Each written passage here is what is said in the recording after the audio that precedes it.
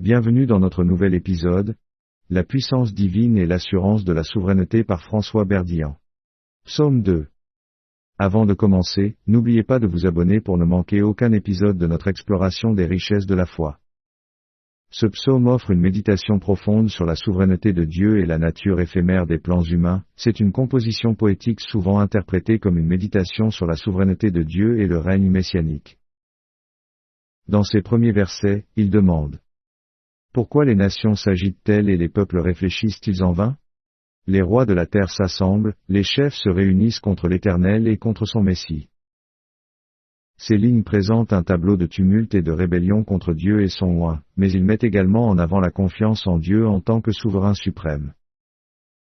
Dans une interprétation plus large, on pourrait voir cela comme un rappel que malgré les agitations et les intrigues des nations et de leurs dirigeants, Dieu reste au contrôle et que son dessein s'accomplira à la fin.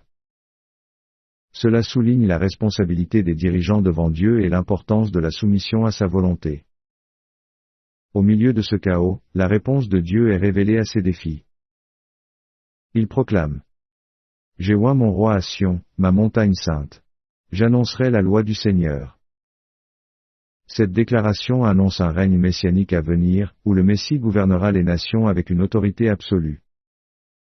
Puis relatant les paroles du Seigneur: je t'ai engendré aujourd'hui.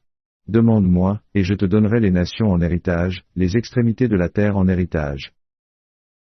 Ces mots révèlent la promesse de Dieu au Messie, lui accordant une autorité universelle sur toutes les nations. Pourtant, les dirigeants terrestres sont avertis de se soumettre au Messie, de peur d'encourir sa colère. Tu les gouverneras avec une verge de fer, tu les écraseras comme un vase de fer. Cette image saisissante souligne la puissance et l'autorité absolue du Messie. Cela nous offre une réflexion profonde sur la nature de Dieu en tant que souverain suprême et sur la responsabilité des humains de se soumettre à son autorité. Il nous rappelle que, malgré les agitations et les rébellions des nations, Dieu reste au contrôle et que son dessein s'accomplira à la fin. N'oubliez pas de vous abonner pour ne rater aucun épisode de notre émission.